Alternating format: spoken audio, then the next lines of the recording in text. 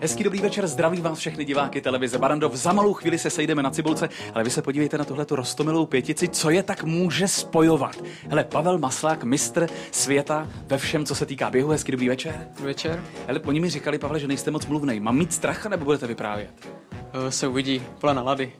Jakou máte dneska? Zatím dobrou. Vy musíte ještě někam odběhnout. Slibte mi, že to stihnete, než přijdete na řadu. Já to určitě stihnu, já jsem rychlý docela. No, vy běháte rychle, to je pravda. Pavel Maslák, ano, Josef Mladý, hezký dobrý večer. Dobrý večer tobě i divákům. Jakou máš náladu ty? To je totiž strašně důležitý, víš, jako s jakou náladou přijdou hosté. Jak jsi na tom ty dneska? Já mám náladu jako vždycky skvělou, protože to je jediný smysl mého života, mít dobrou náladu. Pozitivně naladěný host Evička Farna, hezký dobrý večer.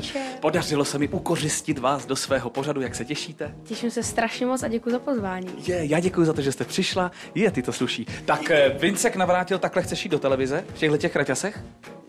Teď je to hezký. Jako to neznamená, že když jsi mladý bohém, jo, tak si nevemeš něco dlouhýho. Mladý a úspěšný, ne? Tak co je? Mladý a úspěšný bohém, ano, možná už se klube to téma. A tohle to je zatím možná pro vás neznámý muž, Roman Sterli. Ještě s tímhletím zajímavým jménem. Kde vy jste se vzal? Dobrý večer, ahoj babi. Já jsem z Plzně přijel, rozený na Slovensku, jméno neznámého původu. No a za chvíli se dozvíte, jaké je jeho povolání a co tuhletu pětici spojuje. Hele, tato košile vám bude interferovat na kameru, to vás pan kameraman Přijďte mi vestičku. Tuhle vest, to je moje poslední vestička, hele, všechno mi vemou, je vaše. Ostatní připravení, to by ještě seženu nějaký kalhoty, vy neodcházejte, protože... Liposuch. Neodcházejte, za malou chvíli začínáme.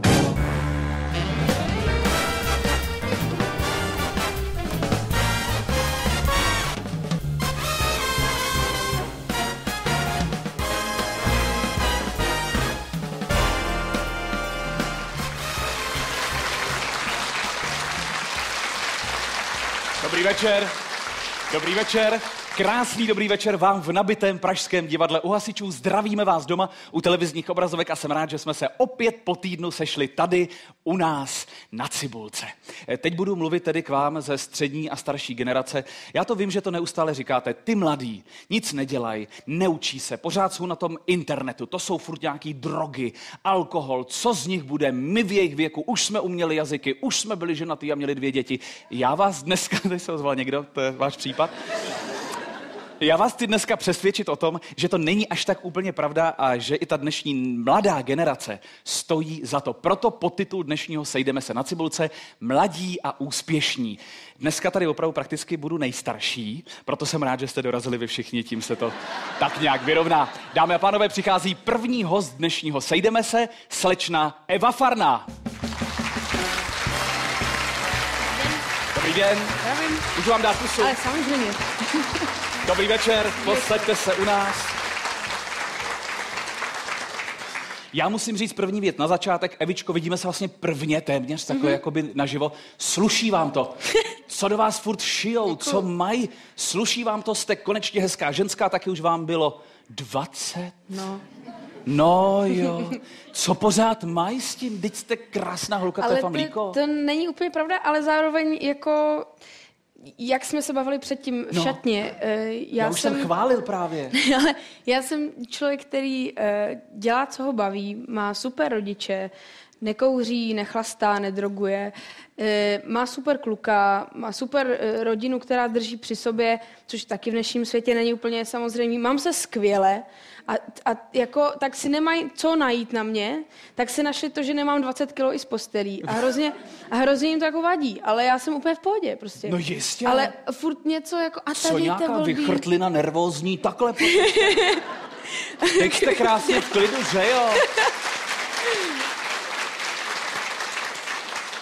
Krev a mlíko, Češko-Polka. Já jsem Polka, úplně jako, jestli se bavíme o národnosti. Jako ale... papírově jste Polka? Národnostně jsem Polka. No jasně, no. Občanstvím jsem Češka. No. Krásná Češko-Polka. No, já jsem se jenom chtěl zeptat, jak jste začala s tím, že nekouříte, nefetujete, co tak jako děláte? Co nenudáte? Ne, tak jako zpívám, koncertuju, píšu písničky ještě rok, ne půl roku to je, co jsem ještě studovala, takže jsem chodila do školy každý den. Ano. No a dostudovala jste? Máte školu dodělanou? Nebo no, já maturitu mám udělanou a pak jsem šla na práva, jsem se dostala do Varšavy, tak jsem se přestěhovala do Polska. Do Varšavy? No, tam jsem rok studovala práva, ale bylo to strašně těžké s tím zpíváním, takže a nešlo mít individuální plán, chodila jsem denně do školy, takže to bylo už takový Jezdila jste do školy do Varšavy, to chápu. Já jsem bydlela rok, ale byly takové situace, jak jsem třeba byla porodkyně v Superstar, že jsem ráno letěla v 7 do Varšavy, v 10 už jsem seděla v lavici. No. No, pak máte mít čas fetovat, jako to vůbec, když takhle jako putujete tam a zpátky. Jak vás sleduje konkurence, řekl bych, starších zpěvaček? A starších, myslím, ty 22letý, 23letý, 50letý, 100letý, co zpívají ještě, i když tvrdí, že jim tolik není. Začali okamžitě mapovat, hele, mladá holka, ono jí to zpívá, pozor. To nevím, to si musíte zeptat jich. Já mám velmi dobré kontakty. Jo? No. A jsou kamarádky? Může to být, že takhle v branži jako opravdu se s někým kamarádíte? Je opravdu zpěvačka, který řeknete, hele, to je opravdu kamarádka, tam mi zavolá, tam ti to slušelo, tam si dobře zpívala? Jsou takové holky a myslím si, že to je strašně přeceňované. To jsou normální baby, prostě super. A strašně... Který třeba baby takový? Jako? No tak i v Polsku hlavně mám víc kamarádek, ale tady taky prostě zajdeme na kafe a to jsou normální holky, nebo dámy pak už. Jo, ale jako není, přátelé mám z jiného kruhu, než z toho hudebního, ale kamarády. Polská. Marila Rodovič. No třeba. Že jo? To je vaše kámoška? To je taky no, baba tak taková? Jako, baba to je, ale na kafe nechodíme. Jo. Nechodíte s Marilou? Já občas, teďka už jako, já nemám moc času, nebo ona furt volá. Já vím, no. Hlavně mluví polsky, já ji nerozumím, takže se vždycky jako nedomluvíme. Kdy se to zlomilo a přišel ten nějaký první největší úspěch, kdy jste si řekl, hele, tímhletím by se opravdu dalo živit? V kolika letech? Abych to zase srovnával se sebou, protože já jsem taky byl mladý a úspěšný. Kdysi. To jste vy ještě nebyla vůbec ani na světě, ale no. Ale ono je umění být úspěšný nejen jednu sezónu, ale dlouho, což se vám podařilo. Takže dobrý. To je sympatická. No, ještě to je ideální. Jak přijde host, okamžitě ho pochválit, potom si to tak jako vzájemně vrací. Kdy teda to přišlo prvně? To byli ti čeští slavíci, vy jste byla dokonce stříbrná, že jo, nebo bronzová? Já jsem byla... Nejdřív objev? Já jsem byla nejdřív objev roku, pak jsem byla z objevu jsem skočila na 4. místo, pak jsem byla 4 roky 3. a teďka jsem byla 4. A jak je to možný? To jste si nějak poslala mých vlasů? Superstar asi. Jo, takhle, no, že jste byla moc... trošku, stačí, že přiberete a jdete dolů, jako to už. Jo. Je to povídejte. Já normálně mám vestičku, samozřejmě, aby to nebylo vidět, ale já jsem ji dneska půjčil jednomu hostovi, který za chvíli přijde, protože mu interferovala košile, prosím vás. Ale normálně vestičku mám. Takže první takovýhle úspěch to byl ten Slavík, nebo co to bylo? Možná určitě, ten Slavík, ten objev roku, což mi bylo těch 13 let. No. Ve 13, takže vlastně největší úspěch už máte za sebou v těch 13. už to jde. A co teď s načatým životem? Ale já spíš fakt si myslím, že těch objevů roku každý rok je někdo jiný a jako fakt se pak udrží a koncertuje málo lidí. Takže pro mě je největší úspěch to, že s každým rokem můžu vydat CDčko a někdo si ho koupí, že můžu koncertovat a to, že někoho ještě zajímám třeba. Takže to je pro mě úspěch. Někoho ještě zajímám. Ale než přijde další host, tak jako říkala, že rodina dobrý funguje a toho chlapa, že teda máte, nebo jo? No nebo... mám. Jo? Takže zadaná teďka. A dobrý? No skvělý. Jo, z branže nebo úplně mimo? Vy jste zkusila tak jako zrůzně všecko, že? No, to právě není pravda. Neskusila jsem všechno, ale pohybuju se v té komunitě hudební, takže tam jsem přirozeně nějak jako... Je to z hudebního prostředí. Jo, takhle. Člověk. No. A jak dlouho už jste spolu? Krátce, necelý rok. No. Držíme vám palce. Já jsem se ptal na ty chlapy, že kdybyste nějakého třeba neměla, tak já vám teď jich několik pozvu, taky mladý a úspěšný, třeba by se tam dalo vybírat, jo? Taky... Ne, já už mám svýho, už nic jiného mě nezajímá. Pardon teda, jako určitě jste super, jako, ale... Ale ne. No uvidíme. Dámy a pánové, jako konec, mladý muž, budeme si povídat dál, nebojte se tak jako zvedáte, že půjdete, teď jste přišla. Dámy a pánové, je tady další host, ten je ještě o 3 roky mladší než vy. Dámy a pánové, úspěšný, mladý, začínající herec, který už tady na Cibulce kdysi byl, Vincent Navrátil. Dobrý večer. Dobrý večer. Eva Parna.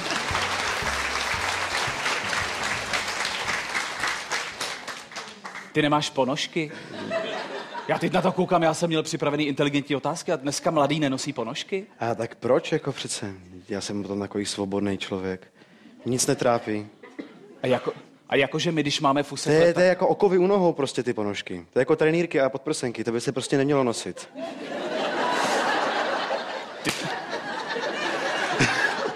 Vy nemáte podprsenku? Já mám právě všechno, ale...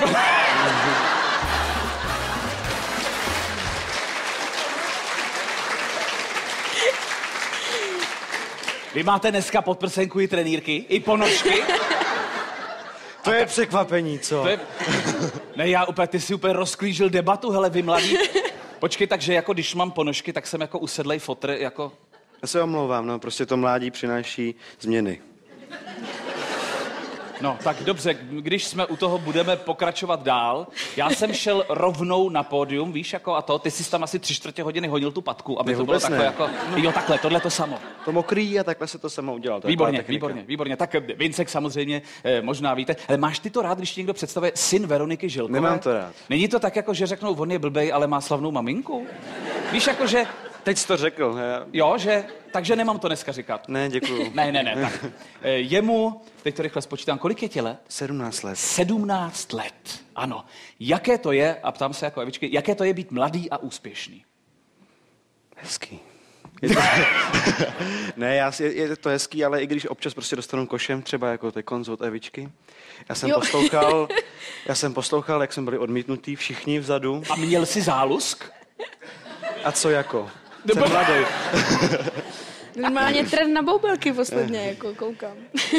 Ne, my jsme se tam shodli všichni, že nevíme, jestli se máme chodit, když jako dostaneme takhle košem. Jo, takhle, no, ale tak aspoň se mnou si popovídáte ještě, tak Evička už je sice zadaná. Já už tu nejsem vůbec. Jo, ale to se nic neděje. Jak u tebe se ta popularita nastartovala, protože ty hraješ v seriálech, hraješ v divadle, točíš, Vsejdeme se na Cibulce, jsi už podruhý, to je opravdu jako málo. To je čest. No To samozřejmě. je úcta, normálně, já se za to hrozně děkuju. Já jsem normálně plakal ráno. Já jsem se zbudil, tekla mi slza, tak jsem se jako probral, říkám, co se to se mnou děje. A pak jsem se podíval a tam bylo, Aleš Cibulka na mě čeká. Tak jsem běžel a děkuju. Podívej, to ti odpouštím i ty ponožky, že nemáš. Dobrý. Kde se tvoje popularita nastartovala? Co tak jako byla ta věc, kde ses objevil někde v nějakém filmu, že tě vůbec svět zaznamenal, že existuješ? Tak to já nevím, já myslím, že to určitě bylo v nějakém skandálu, co se týče naší rodiny, jako že jsem přišel do podvědomí. Ano. Protože jich bylo víc než dost. Máš v tomto ohledu celkem výkonnou sestru. Ta myslím... No ale jako já se snažím právě tohohle, tak jakože, aby to nebylo jako spojovaný s tím. Samozřejmě na druhou stranu by to pomohlo v tom nějak přejít jakoby obličejem do vědomí. A pak jsem se úplně jako odstřihnul, já mám štěstí, že se mnou navrátil, takže mě jako nikdo nespojuje. Vy to máte výhodný, že se doma jmenujete každý úplně jinak. No ono to je výhoda i nevýhoda. Že maminka jako... mám připravila jako různá příjmení, že jo? Tam je na výběr ve vaší rodině. No určitě, my si občas jako to půjčujeme, ty příjmení a tak. Vraťme se k tvé práci. Kdy to propuklo? Tak jako vyrůstáš jako syn slavné herečky. Tatínek, pokud vím, je stavitel, nebo měl stavební firmu? Má stavební firmu. Doufám, že ještě takový týden bude mít. Mladý dědic stavební firmy, hele na něj. Kde to tak jako se tobě vzalo? Sledoval jsi mámu třeba v divadle? Já nebudu jmenovat, kdo je jeho matka, ale je to taky herečka celkem úspěšná. No já jsem tam vyrůstal, že jo, protože chůva nebyla dětsky, takže já jsem s ní tam jezdil jako po natáčeních, takže jsem tam vlastně vyrůstal v tom prostředí. Ale já si to vůbec jako nepamatuju, jako kdy to začalo. Já si myslím, jako, že to ještě není zas tak hrozný, aby se o mě dalo mluvit jako o populárním člověku, jako, že mě občas někdo pozná, tak to není zas tak, jako, že bych to nehrotil úplně. Jasně, ale dělá ti to dobře. Není to tak, že bys byl plachej a neukazoval se. To, jak můžeš, tak se někde producíruješ, ne? No tak to by měl dělat každý přece. Tenhle exhibicionismus, kde se to v tobě probudilo? Jako to směl od malička? Tak mám, myslím, po mamince trošku. No, maminka taky, jak může, tak se ukáže. A sestřička taky. To věřím. V jedné době si myslím ukazovala hodně. Ano. Víc. Ano. Právě bez těch ponožek a toho zbytku. To je ale pravda, to už je za náma. To už je, ne. Teď to už chodíš bez podprsenky. Bouřlivé mládí. Tak prosím vás, to jsou umělci, ale když jsem říkal mladí, úspěšní, pojďme zabrousit do zcela jiné branže a pozvu úspěšného podnikatele, který začal podnikat už ve velmi brzkém věku, no a dneska, troufnu si říct, už je za vodou. Dámy a pánové, mladý pan Roman Sterli.